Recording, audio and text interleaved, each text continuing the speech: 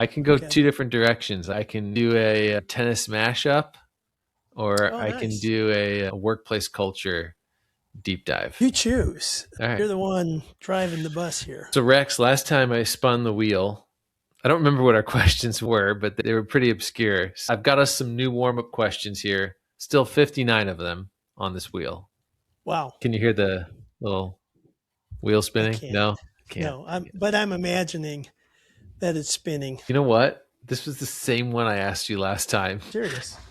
What is the pettiest reason you've ever disliked someone? And you Oh, answered that one. yeah. Competition. Let's respin this.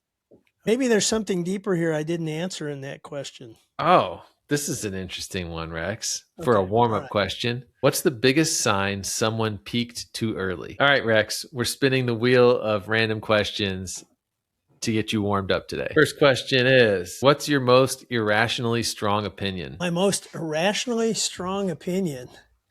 See, my opinions are rational. So what's the They are most to you. They are to you. irrationally strong opinion? That things work out in the end. Yeah. Because they don't always work out in the end. But I operate as though that's the game plan, that if I keep plugging forward and work hard with good motives, that things will actually work out. But my history, my wife would say, doesn't prove that out, because I have been taken advantage of in business many times. And so she's got a list of people that if they showed up, she'd run them over with the car. Nice. Yeah. Nice. You pretty much just called optimism an irrationally strong opinion. Yeah, that's you. Yeah, maybe. Yeah, maybe that's my Yeah. whole life. I All right. think I'm a little more grounded than Mary Poppins over here. Oh, we're going to respin this. 59 questions. Oh. Here's a good one. What's your favorite example of humans overcomplicating life? Oh my gosh. Congress? Sure. Yeah. Let's see. Our industry. Yeah, the furniture industry is the perfect example of that. You know, no one can still explain our pricing structure. Try to explain it to your parents. Here's list price, but here's discounted, but here's another, here's an ongoing contract agreement. I remember when I first got in the industry in the late 70s, just explaining that 30 off was a deep discount or 25 off was the bottom line you could go. You had to get permission if you went to 30 off. And explaining to my parents how that works. But yeah, that's a classic example. It's hard to know everything about this industry until you're in it for a while. So let's just jump in from there. Are we going to fix that? Is that fixable? No. Where's the pressure to have to fix it? There's really nothing pushing people. Now, we're still at a race to the bottom, right? Manufacturers are still being pressured. There's overcapacity in the industry. And last year, H&I bought Steelcase, but we still have overcapacity. We still have the challenge of people coming back to the office. And now we have AI that we're seeing that there's 16,000 fewer jobs a month to entry level.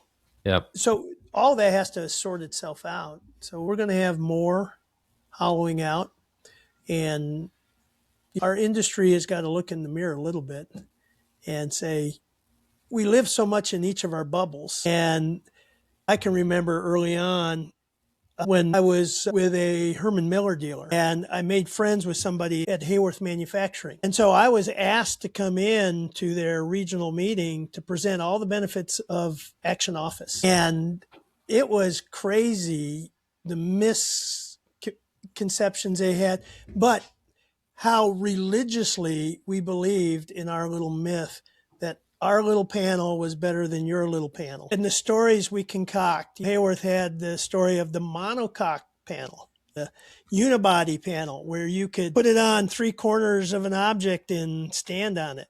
And then Herman Miller had its sustainability story. So that's how we live. We have to adopt a narrative and totally buy into it.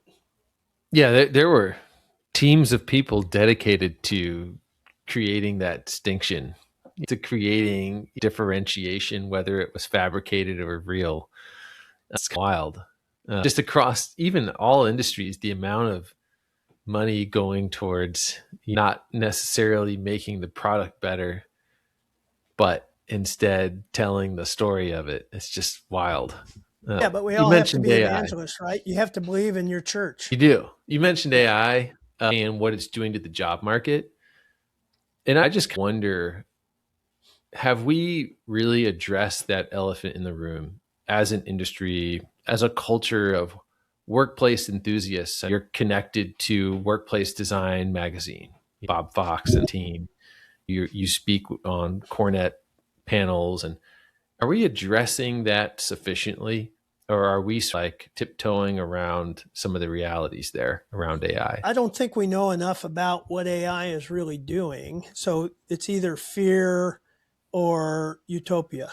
We're Mm. binary. So we have a hard time just handling the both and the complexity of it. But if you look at what's possible to happen, so if you go to an Amazon warehouse, AI gives all the pickers their list of everything they're going to do that day. And it used to be a manager that did that. And then it will keep track of how well you do all day. And at the end of the day, there's a scoreboard on where you fit amongst all the pickers. So that's the Hunger Games ethos. Now, if you look at a manager in an office, what do? They're basically giving everybody their pick list. Here's what you do, here's how you do it, here's how you troubleshoot. And then there'll be some rating at the end of the quarter or whatever it is on how well you're doing. We won't need those managers anymore. And so the question is, what's a manager for? If that's where we're headed, then what's a manager for? Because the numbers say that's 82% of managers are those efficiency driven managers, task oriented managers, and agents do that better, faster, cheaper. Yeah. And so that means there's 18% that are actually developing the person, the human side. So now we have to go through. I got to fly in here because Yeah. the weather is so good that I've just got all the doors and windows open. Nice. So now the deeper question is, what's an office for? Yeah. Because if I'm being managed by AI, why would I go in the office to meet with my AI? And now it's what is the stuff that AI cannot do? And we really haven't started talking about that. And that really should be the conversation we have. In fact, that's the presentation I've got for Neocon, a thing called the fourth place. What is it that humans can do, AI can't do? That's where the value is. And let's really Mm. understand what that part is. I like the idea of anchoring place and place design around what are the things that AI can't do. I think Yeah. that a logical reason that makes a ton of sense. I got to take a step back though, because I'm having trouble wrapping my head around this sort of flip of AI. It was like, okay, what's this tool? It's going to make us more efficient. We're going to use it. I've looked at AI like it's my person that works for me. And now you're telling me there's this flip. AI is becoming my manager. And I kind of first heard that, I was like a little bit surprised, but then now I'm thinking about how I use it. And it's like my coach and consultant. And it's like all Me of a too. sudden, I'm like, you know what? Maybe I'm already taking direction from this thing and I don't even know it in very subtle ways. I'm being guided and maybe I'm seeking management at times from it when I would normally go to my quote unquote manager. And so maybe it's actually quietly already happening, not just from a pick list situation that's like Right. super checkbox related, but it's like very white collar management as well. Yeah. So remember when you were in kindergarten, first grade, and were you taught how to hold a pencil I was. and how to write letters and how to make them? And then Where you you learn start. vocabulary and then you learn grammar. We had a process of helping people go from talking to writing and thinking. And that does change the way you think. It rewires you. It is more geared to your logical side of your brain because it's linear and it's cumulative in terms of putting meaning together. That shapes us, but we're not teaching media literacy. We didn't teach a generation how to interact with social media. And now we're reaping the price of that. The media shaped them, and they didn't see it as a tool. They just embraced it as an extension of themselves. Wow. I'm running into that with it too, because now I use whisper and do you use whisper? Don't know what it Oh, is. this will change your whole life. So whisper is software that allows you to talk fluently, and it captures everything you say and then it cleans it up. Do very little typing into Claude. Hmm. I don't do any prompts anymore. I just say, here's my problem, here's what it looks like, and then it'll work on a problem of mine, and then I'll think of two things more and I'll just go back in and say, oh, I forgot to add these two things. Can you add that to it? And then it'll come back.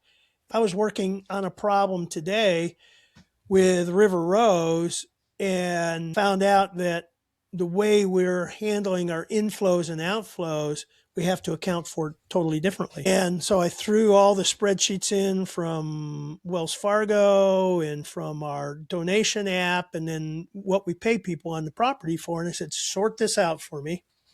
Here are the tax challenges I have and help me rework it. And it was just a conversation back and forth. It would give me something. I said, okay, I'm thinking of this. Now, here's the existential shift. It looks like and feels like I'm talking to somebody, but I'm not. It's not even picking up my speech. It's turning your sound into tokens. So yeah, you're It's not basically, turning it into text. It's turning it into tokens. And then the tokens get reassembled into some form of text. yeah. Okay. Okay. So So have you, yeah, it's not translating you, it's no, understanding you. Okay, understand. help me keep going then and keep explaining Okay. this. So what it's doing, have you ever used Speechify? Yes. So Speechify will take your document and read it back to you. But Yes. every now and then it'll sound weird. It'll take on a different tone of voice. The same word, it'll pronounce differently. So it's not seeing those literal words. What it's doing is taking patterns and doing its best to guess what it might look like. And so what's happening when it's garbling something, it's garbling because it's not reading text like a reader would read text. It's reached a part of its patterns that it can't fully assemble into something that's smooth. So even going through talking to the AI, there's a cognitive bias, and it's the fluency bias. It's so smooth and it feels so good that I attribute to it intelligence or whatever. And what's happening is slowly I'm ceding to it more and more authority, more and more confidence giving it to it, and not recognizing, oh, this would be like a chimpanzee typing out Shakespeare, a billion chimpanzees typing out Shakespeare, and somewhere in the pattern, they've got enough of those patterns. And I don't know where the assembler is to it, but that's the analogy of what we're experiencing. Now, that's way deeper than any of us need to think about, but what we need to understand is it's reshaping our expectations and our brains, that this is Yeah. something I can go to with confidence and trust. And ultimately, what's going to happen is, let's say you and I are great colleagues, right? I'm going to spend 3 hours with Claude and co-work and go through things. I'm not going to go to you as often because you're a lot slower and there's a lot more friction in our conversation because you get interested in things I'm not interested in. We're going to have a whole generation of people where their main source of connection is with something that's inhuman, not legible. It's a machine. And we've seen the sci-fi movies on this, and we've seen Her, and we've seen Machinima, and so this thing we don't have control of anymore, and nobody really knows how it works. They call it the black box. And It's a million chimpanzees, like you said. That's a yeah, yeah, and somehow they come up with something that we say, wow, that makes sense.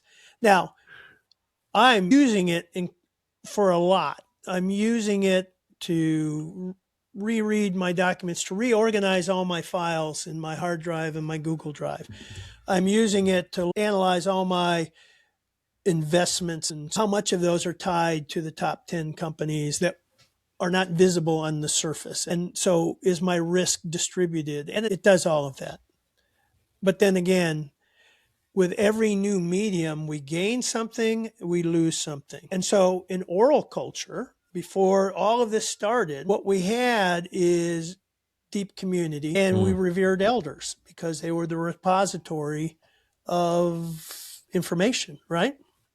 Yeah. And we lived in a 3 mile an hour world, and our boundaries were where we could walk in a day or two and come back. Three. Yeah. Yeah. And we don't have any reference to that.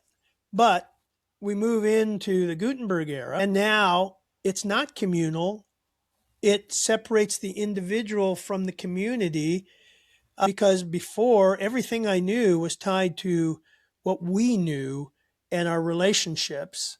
But now I can have my own thoughts. And if you go back to the built environment, it was when print began to grow where we saw for the first time houses with individual rooms in them instead of communal rooms. So the idea of the individual could not even have happened in an oral culture because everything is, you're mutually dependent on everybody and you repeat the stories and the patterns for generations and generations.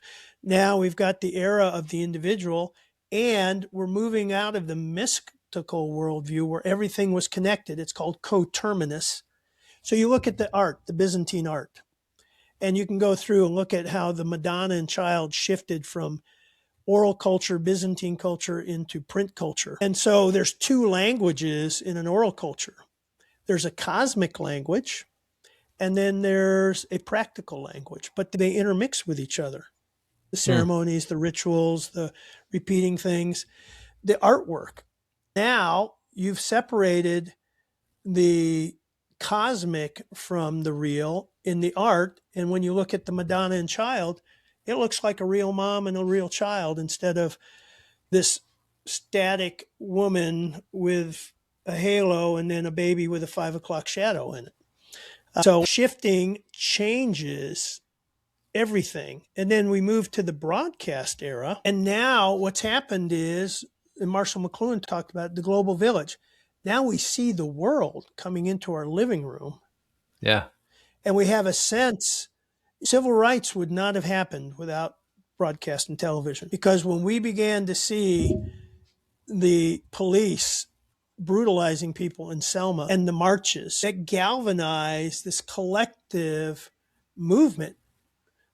But it wasn't community and it wasn't villages and cities and institutions. It was a zeitgeist. And then we began to evaluate and see truth differently. And the classic example is the Nixon Kennedy debate on TV. People who watch TV said, okay, Kennedy won. Those who listened on radio viewed Nixon as winning because the medium in radio rewards the deeper, more gravitas voice, and television is about telegenic. And we can even remember debates where the commentators were saying he looks presidential or she looks presidential. What in the world does that mean? Looking Yeah. presidential. What does that have to do with anything? But see, Yeah. the medium shapes what we put confidence in, what we trust, who we trust, and how we trust.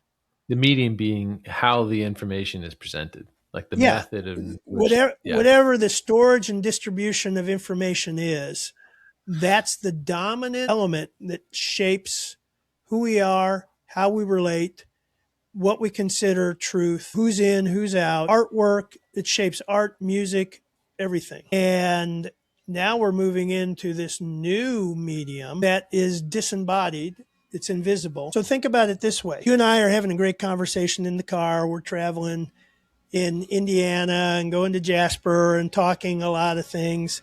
And so we're having a great conversation, right? Now, I may have shared some things that were pretty personal or even tense. But the good news is we're going to forget half of it and we'll come back together again and we'll pick up and we'll remember the good parts or whatever. Yeah. AI doesn't forget a thing. Ooh, yeah. So so what's going to happen is you will subconsciously begin to be more careful on Mm. what you share and how you share it. I tell you, I have already been. I've already been because I've been like, I want to give you this context, but I'm afraid you're going to put too much weight on it. I'm Yeah, afraid right, because I said this one thing, now all of a sudden you're going to base your whole result back to me based on the right, one sentence. And I was just right. sharing it because it's just a tiny bit. So it's not really understanding what matters to me or not. I thought you were going to say we've been in this car talking and sharing and laughing. And then what if I said to you all of a sudden, you know what, Rex, I'm actually AI. Would you like me less? Would the conversation all of a sudden be less meaningful? I'd start asking you some questions about my investment portfolios and my health stats, and I would shift to things that you're good at. Yeah. Caring, I wouldn't ask any questions about caring or anything like that. Yeah, it's a so yes, these should be questions we're talking about because what we're doing is we're creating institutions that house. So facilities facilitate. And one of the problems we have in education is that we've got a facility that was designed for an era that doesn't exist. Yeah, it just doesn't. It was an industrial model. So we've got kids in rows, teachers at the front of the class. We have books that are one subject books, and we're not learning multidisciplinary, team based, discovery based, No. pushing the boundaries. We're still getting people to master content. Yeah, And what's going to happen memorization. is most of the jobs that we're having them master content for won't exist, and we don't even know the jobs are going to exist. So that's a good example of how we're stuck, It building feels, wise, facilities wise, in a world that doesn't exist anymore. yeah. To change it, it's like I don't think anyone has great confidence in what to change it to. No, there's no, but you don't know what to change it to. That's That's the it. That's thing. like, especially for It's the education. process you have to have. It's the process. So we've built an industry based on experts that come in and tell you what you should do. That's gone. What we need are guides that take you through a discovery process. The first thing is let's find out who you are. Let's find out who your organization is and what it looks like at its best. And then let's go out and go on this. We're back to the hero's journey again, right? Yeah, yeah, Then we go on the great adventure of finding the outliers. That's the value of kids traveling around the world before they get a job. They see things that they've never seen before, and it gives them a new framework. We live so much in our own bubble. And so finding those outliers, people break, companies breaking the rules, teams breaking the rules. And just imagine part of the discovery process. Let's say we go to a professional football team, the Colts. We go to the Colts and we go visit their training room and we watch them practice. And then we imagine, say, wow, what are they doing that is similar to what we're doing? They're performing yeah. at a high level. We're cognitive athletes, they're physical athletes.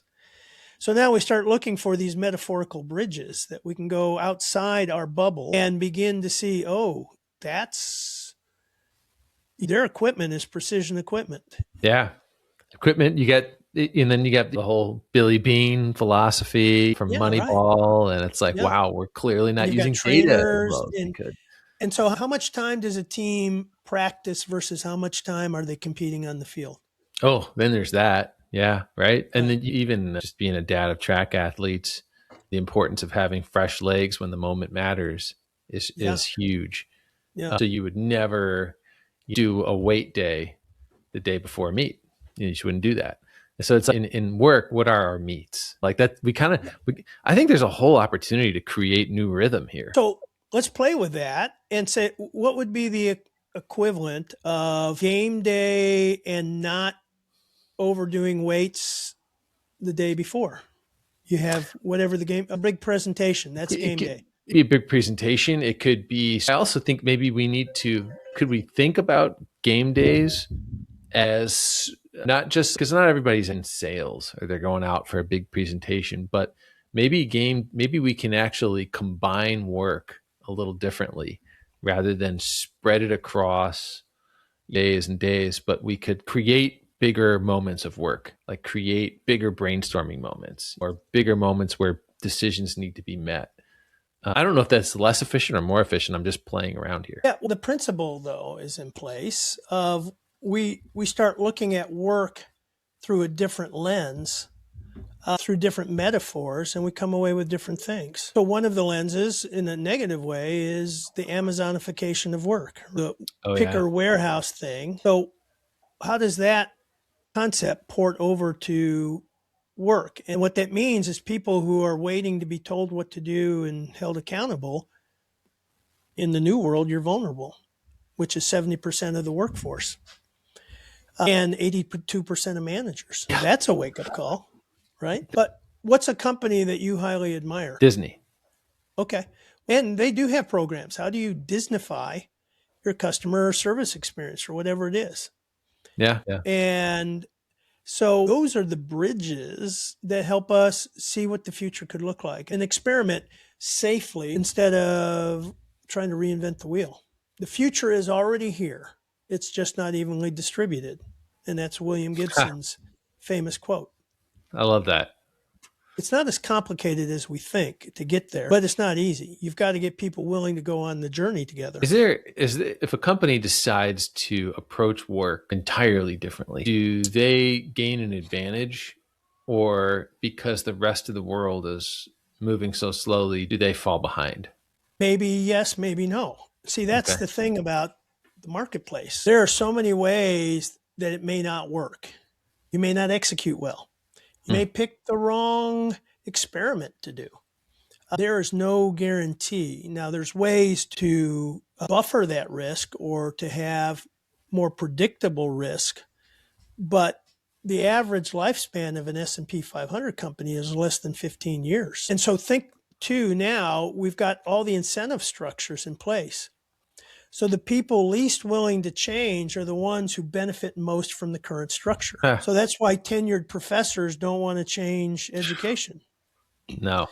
That's why people who depend on their bonuses don't want to mess their bonuses up and would rather cut costs than invest in something because it's going to directly show up. I just met with a guy the other day on a large construction project where safety is a big deal, and the head of the project gets incentivized quarterly based on the profitability of that project. Guess what got cut? Several safety things. So, how does that make you feel? Yeah, it makes me feel like incentives are maybe more powerful than we give them credit for. They're huge. And at the same time, we live within this system that's impossible to change, like education or whatever. But then the hope is that we can create an enclave, an island, a place where a team can thrive, even in the middle of a company that may not believe that people are important. Ha. There's the hope that people can do that, which means that you've got to make the choice. Do I just take the path of least resistance, suck it up, get my paycheck? And most people do that. Or do I believe that investing in people will make a difference, whether I profit from this or not? See, that's inspiring to hear. If you're a leader, to me, like the thing I went to was that the teacher, and you probably had one growing up that's magnetic, that's genuinely interested, that is willing to throw the curriculum out the window for a day or two or three or a week or whatever it is because they believe Right. they have more important things to share. And then they end up teaching you things well beyond what school was asking them to teach. Oh, Or they yeah. bring you outside for the day. Like to me, that is that enclave that you mentioned. And it's like, yeah, you can form your own little enclave Yeah. inside this broken system and create something special if the workplace, the working world at large. That is one of the great things I think about being at a smaller company. You don't need to carve the space within the space if the company can be the space. Right. But when you're talking Fortune 500s, I can't imagine the sort of structure required to run such a big Oh, company. And yeah. inherent in structure are Scale yeah. matters, and scale is a two-edged sword because if you're not large scale, then you're at jeopardy of the machines that that can come in.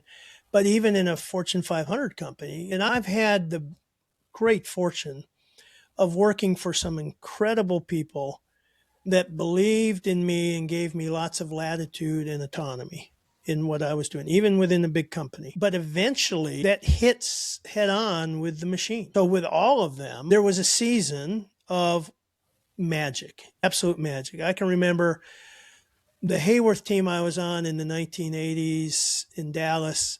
It was a magical team. It became division of the year, everybody, all cylinders. And then, of course, with success, like every championship team, players go off, promoted, and things like that. And then I had to take a team that was really at the bottom and try to revive it. And we did that within 2 years. You have to make judgment calls to make a human environment. And Mm. when those judgment calls are taken away from you slowly, then you either fight against it or work around it or provoke it enough where you're gone.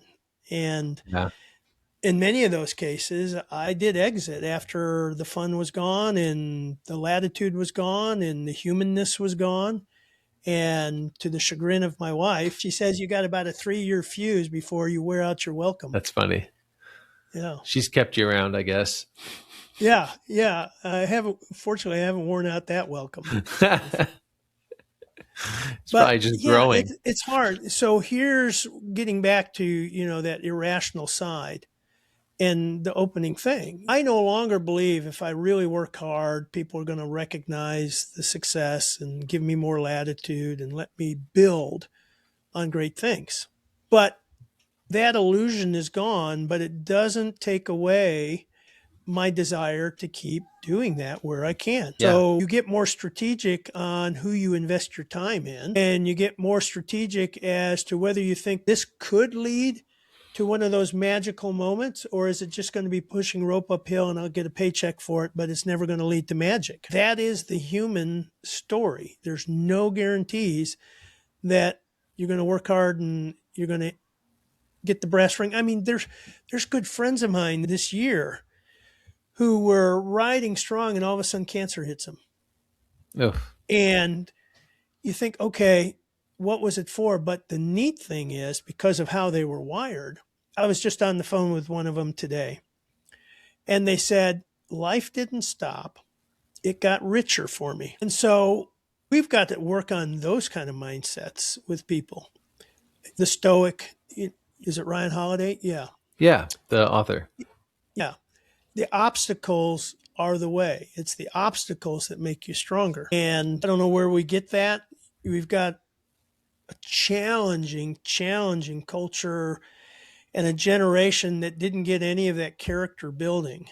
You're fortunate with your kids. They're in sports, and there's a hard part of reality that hits you in competing, right? Yeah, It just does. we talk about that. That is, we're thankful that they've accepted that part of their life, and we put them in sports, and they feel pressure, Yeah. and we don't want them to avoid pressure. Because at the end of the day, it's like they're stressed and that sort of thing. And it's almost like, hey, that's a muscle you're going to work your whole life. You're going to work that muscle of feeling stress and pressure.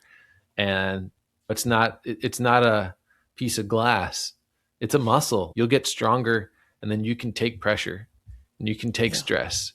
Yeah. And we've normalized it too. We had this big track meet this weekend, and one of my kids is like, I'm really stressed. And it's like, yeah, that's normal. I'm sure everybody going to that meet is stressed.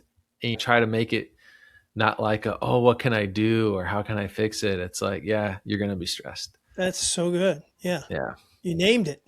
Yeah. Yeah. It's like, yeah. You should feel that way. Yeah. It's just because it matters. It's not like I don't feel stressed at times. I feel stressed when something matters. But you just, you realize that's just something you've gotten good at over time. And I think it's when you try to push it away or hide from it or develop all these strategies to pretend something's not happening. That's when maybe you're depriving yourself of that workout. So tying it back to where we are in the industry, the part of the challenge I see is that we haven't been tested. And I shouldn't say that. The pandemic tested us, It did. but I'm not sure we passed that test because we didn't come away with the more fundamental questions, and we didn't come away with a deeper appreciation for work. We've still been trying to get back somehow to the way things were, or to go back to what Yeah. we thought was normal. And Yeah. I haven't seen any deep transformation in how any of our companies talk, do business, go to market. We do it around the edges. Well, we're going to have more amenity furniture, more hospitality. And we really don't understand what that means. Yeah. We have hospitality furniture, but we don't provide a hospitality experience. And so it's just furniture. There's, It's just, you know, yeah. we think the magic's in the object that we have. Yeah. Yeah. It's like you said, facilities facilitate. It plays a role, It does. um, but it can't do. It also exposes your your true values.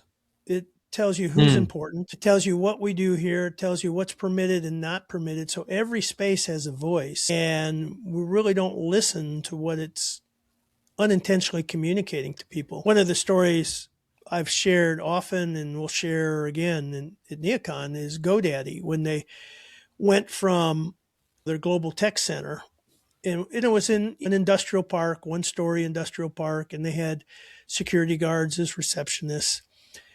And the CEO, Blake Irving, when he saw the plans for the new center, said, I hate these. They're claustrophobic. Now, one of the iconic elements in the GoDaddy facility is they have this playground area. But in the old building, it was in the back. So people going back there, there was a hidden message. Oh, you're going back to do something you shouldn't be doing. So nobody used it. Very few people used it. They saw that the building has a voice. It says, you can go back there, but you're going to be painted as a slacker if you go back yeah. there. Yeah. What they did here is it's on the second floor and it was right up at the front. And they actually had a slide that went from the second floor down to the first floor on it. And they had go-karts and they had climbing walls and they had table tennis and they had video game chairs, and it was all right there in the open. They had putting greens and it was all right there. And what's the message? This Yeah. is what we do. It's okay. And Yeah. it's okay. So yeah, I think we need to listen more to what our spaces are really telling us and seeing what people avoid, seeing where they naturally gravitate towards, and try to rebuild again the social capital that has gotten destroyed over the last few years. Yes, it has. Boy, we bounced This around is a here, pretty Rex. heavy conversation that we had. It We was. got into deep philosophy on communications and existential humans and machines. And Yeah. There was one question that started us off here, and I can't remember which one it was. I just tried to oh, the find most it, but irrational, whatever it yeah. was. Yeah. Yeah. Yeah. That hard work pays off. That was the, Yeah. And then it took us on a journey. But did this take us was on. great. This was great, Okay. Rex. The next one has to be tennis, though. Oh, and yeah, it does because I'm ready for that one. Okay. We'll Yeah, see how ready you are. I feel like I'm getting ready to play. I play you right now. That's what I feel like I'm getting ready to do. I Okay. still All right. can't beat my 13-year-old son. So, Okay. I, Well, I think you would have your way with me if it was a real tennis match. oh, But definitely. Yeah. Not even a question. no. All right. This was great, Rex.